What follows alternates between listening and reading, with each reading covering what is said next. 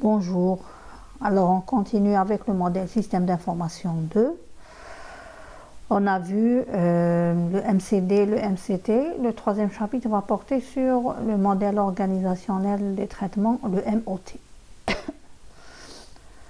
Alors c'est quoi le MOT? C'est le modèle utilisé par la méthode Meurice au niveau organisationnel logique pour présenter les données. Donc on a vu les niveaux d'abstraction de la méthode Meurice, le niveau conceptuel au niveau duquel on a vu le modèle conceptuel de données MCD et le modèle conceptuel des traitements MCT.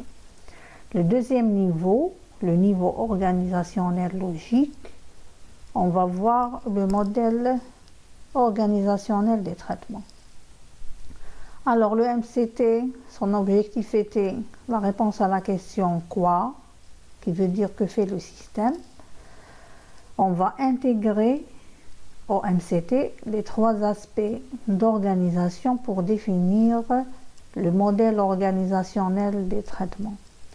Alors ces trois aspects d'organisation sont premièrement la période de déroulement des traitements, c'est-à-dire à quelle période est exécuté le traitement. C'est en répondant à la question quand. Quand est fait le traitement. Par exemple, en début d'année, chaque jour, à la réception de la commande, ou la plupart du temps, quand la période n'est pas précisée, on peut se contenter à citer le temps T, qui veut dire T1, T2, etc. Le deuxième aspect, en réponse à la question où se déroule le traitement, c'est le poste de travail.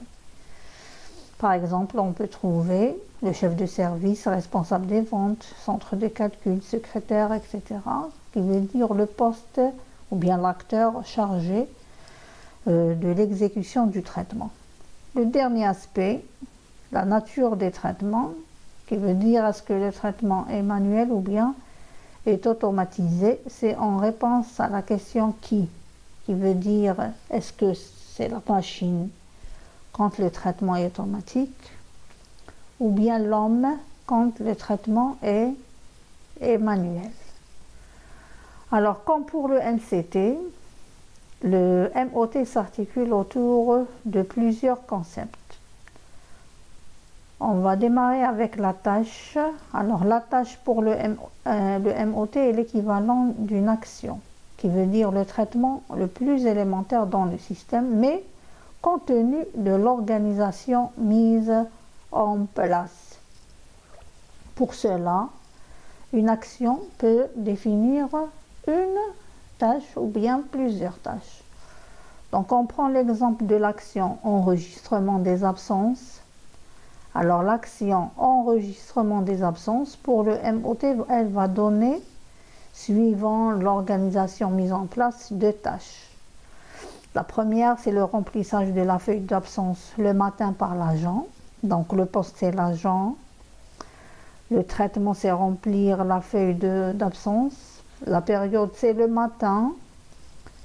Et la nature, c'est manuel, comme il s'agit d'un remplissage de la feuille. Donc un remplissage manuel. La deuxième tâche, c'est l'enregistrement de la feuille en fin de journée au centre de calcul. Alors le poste de travail est centre de calcul, donc c'est là où se trouvent plusieurs micro-ordinateurs connectés. La période c'est en fin de journée et on va l'enregistrer. Donc quand l'enregistrement se fait au centre de calcul, on sous-entend que le traitement est automatisé. Donc une action du MCT a donné deux tâches différentes, qui veut dire suivant deux organisations de travail différentes. On a la notion d'événement, c'est le même que celui sur lequel on a parlé lors du MCT. Donc c'est un fait réel qui a pour effet le déclenchement d'une ou plusieurs tâches dont le système d'information est étudié. Donc pour le MCT, c'était le déclenchement d'une ou de plusieurs actions. Donc ici, il s'agit d'une ou de plusieurs tâches. Par exemple, chaque fin de séance, on enregistre les absences. Donc, l'enregistrement des absences est déclenché par l'événement chaque fin de deux séances. La phase, l'équivalent d'une opération pour le MCT, est une suite ininterruptible, qui veut dire une exécution sans interruption de quoi? De plusieurs tâches, mais à condition que ces tâches soient décrites par les mêmes aspects d'organisation, qui veut dire la même période, le même poste de travail et la même nature des traitements. Donc les tâches s'exécutent l'une après l'autre sans attente d'un événement autre que le déclencheur principal. Si on prend ces deux tâches, on ne peut pas, donc malgré qu'elles s'exécutent l'une après l'autre, mais on ne peut pas les regrouper dans une même phase. Pourquoi? Parce que les aspects d'organisation sont différents. Donc le poste est différent, la période, et la même chose pour la nature des traitements. La synchronisation, comme pour le MCT, c'est le point d'attente d'événements déclencheurs, cette fois-ci d'une phase. Donc elle est faite d'opérateurs logiques et ou non. Par exemple, le nom A, si A seul déclenche la phase, A et B, A ou B, ou combinaison de plusieurs événements. La règle d'émission, c'est la condition d'émission des résultats d'une phase, toujours si on est mis dans tous les cas. S'il s'agit d'une vérification ou un contrôle, donc on a le OK, non OK, etc. Et le OK a une signification suivant les traitements. Le résultat, c'est un événement qui représente le produit de l'exécution d'une phase. Donc il est de même nature que l'événement déclencheur et peut déclencher une autre phase. Par exemple, absence enregistrée. Procédure, c'est l'équivalent du processus pour le MCT. C'est quoi? C'est un enchaînement de phases dont les actions ou bien de base, les actions de base, compte tenu de l'organisation mise en place, sont définies par les mêmes règles de gestion des mêmes domaines d'activité. Le formalisme, donc comme s'il s'agit d'un MCT, mais on ajoute les trois aspects d'organisation qui sont la période, poste de travail et nature des traitements. Donc ces trois aspects seront définis pour chaque phase. Une phase, donc on met le nom, est un ensemble de tâches qui s'exécutent d'une manière enchaînée, qui sont définies par les trois aspects d'organisation. Vous avez ici les événements déclencheurs dont le point d'attente est la synchronisation, les conditions d'émission des différents résultats. Alors dans ce tableau, vous avez l'équivalence entre MCT et MOT. L'action, son équivalent, c'est la tâche. L'événement, c'est événement, résultat, résultat. La règle d'émission, c'est la même signification. Pour le MCT, on le construit à partir de règles de gestion. Or, pour construire le MOT, on a un ensemble de règles d'organisation. L'équivalent d'une opération dans le MCT est une phase dans le MOT. La synchronisation est la même pour le MCT et MOT, et un processus est équivalent à une procédure pour le MOT.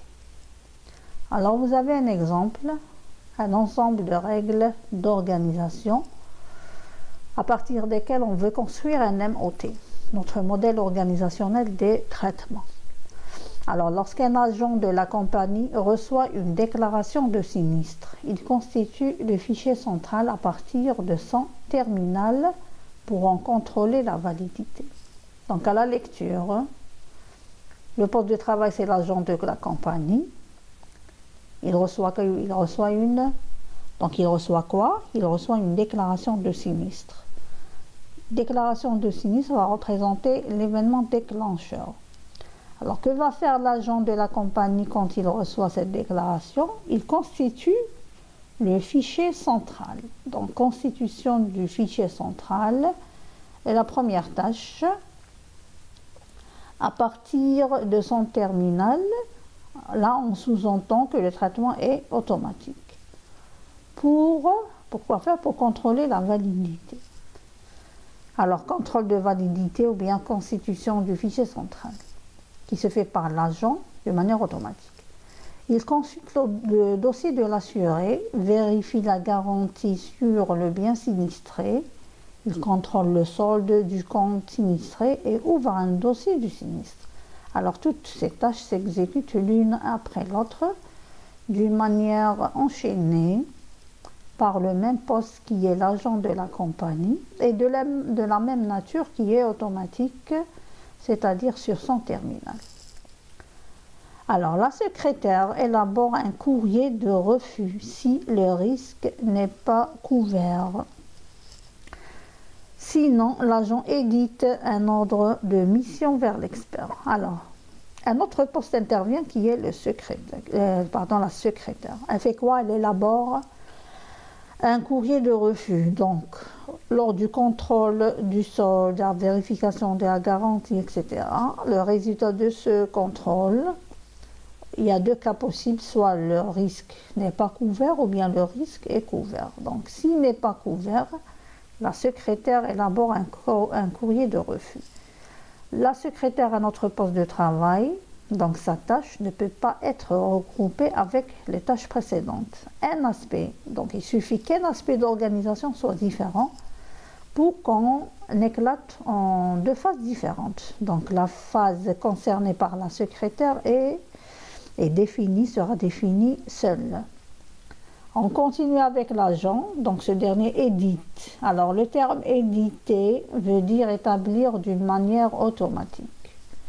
C'est l'établissement d'un document en utilisant l'outil informatique. Donc le traitement est automatique, il va éditer un ordre de mission vers l'expert si le cas est couvert.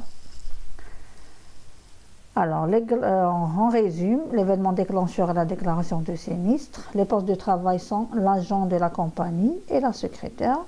Donc, l'agent de la compagnie utilise son terminal, ses traitements sont automatiques. La secrétaire, ses traitements sont manuels. Donc, toutes ces tâches sont ininterruptibles, y compris l'élaboration du courrier de refus. Alors, malgré qu'il n'y a pas d'interruption, mais on a deux phases. Alors, les tâches des deux phases ne peuvent pas être regroupées parce qu'il y a deux aspects d'organisation différents.